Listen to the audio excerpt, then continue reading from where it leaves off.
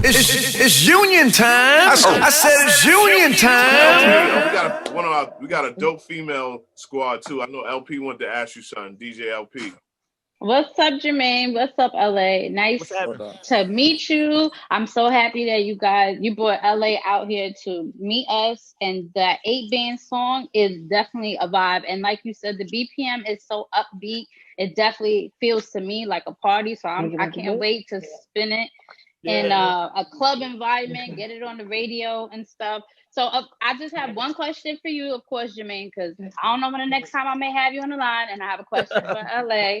So to LA, what is the biggest thing that you would like to get out of having someone like Jermaine signing you? I mean, basically just knowledge to where I can always be able to make money in the music industry and learn how to like put my friends' family on. Because everybody who Jermaine dealt with, they all, you feel me, they all was successful. Like everybody. He ain't really got no bad track record at all. So it's like, that's what I'm trying to be on.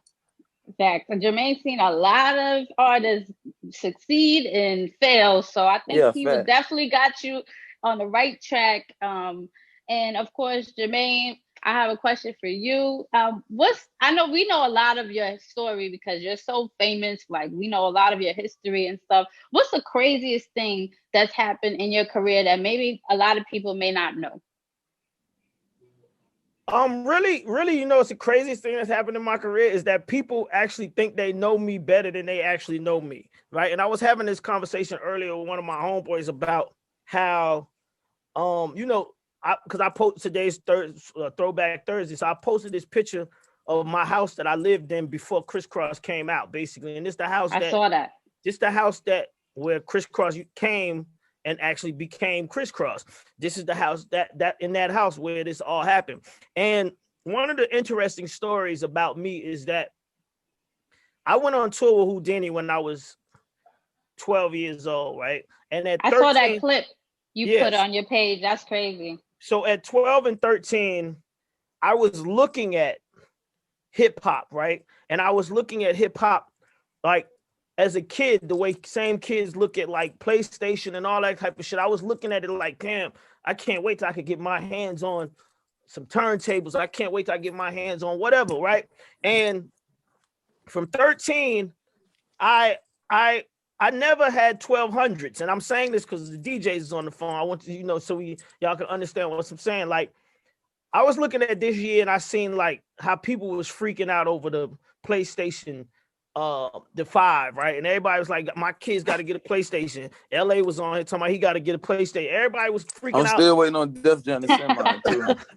Everybody was talking about they got to get a PlayStation, right? And then I seen everybody get the PlayStation, basically. LA saying he ain't get his. But I seen everybody saying they got a PlayStation, right? So me at 12 and by 13, I start wanting to DJ.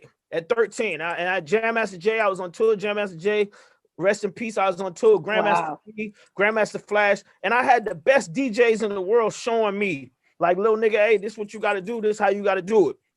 And I learned, the basic techniques from the greatest DJs to ever do it. And I came back home when I was 13, 14. I told my mother, my dad, like, yo, I need some 1200s.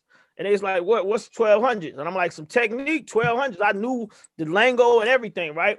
And long story short, I never got 1200s until I could afford them. Until I could afford the 1200s. I never got a pair of Technique 1200s until I turned like 22, 23 years old after Crisscross sold a couple of million records that I could physically go buy them. My parents never was gonna buy that shit for me. I hate how you eat that in a couple of million. Like I'm saying, okay, listen, I'm just saying, like I never, you know what I mean? For years I wanted these turntables. And what's crazy is when I asked for the 12s, my mother and father bought me the realistic turntables that they used to have at Radio Shack that was like with the rubber band shit around it. You know what I'm saying? The belt drive shit, right? So I got the belt drive shits, and I out DJ'd the belt drive. The shit broke and all that. And I'm like, these ain't the right turntables. Like, and my parents was looking at me like, nigga, them the right turntables that we can buy. This is the right turntables that we can afford. Like, we don't, what you talking about, we ain't gonna be able to get. And I left it alone. I ain't asked my parents ever again to give me them turntables. And I didn't get the turntable, like I said, until Crisscross had came out. And it's crazy because I damn near didn't get my 1200s until they was almost discontinued. You know what I'm saying? And I was just looking at how the times is different now. Kids, they get everything they want, man. Niggas should really be doing a lot more than what they actually doing. Cause I ain't get shit. I ain't had shit like that. You know what I'm saying? I just was like wishing and praying, and I worked with what I got, but I never got an opportunity to put my hands on them 12s. And I know people be seeing me now on my Instagram when I be doing my lives now. They be like, damn, you got 1200s. I'm like, yeah, I just got my shit. Yeah, I appreciate that story, especially since it's a DJ story.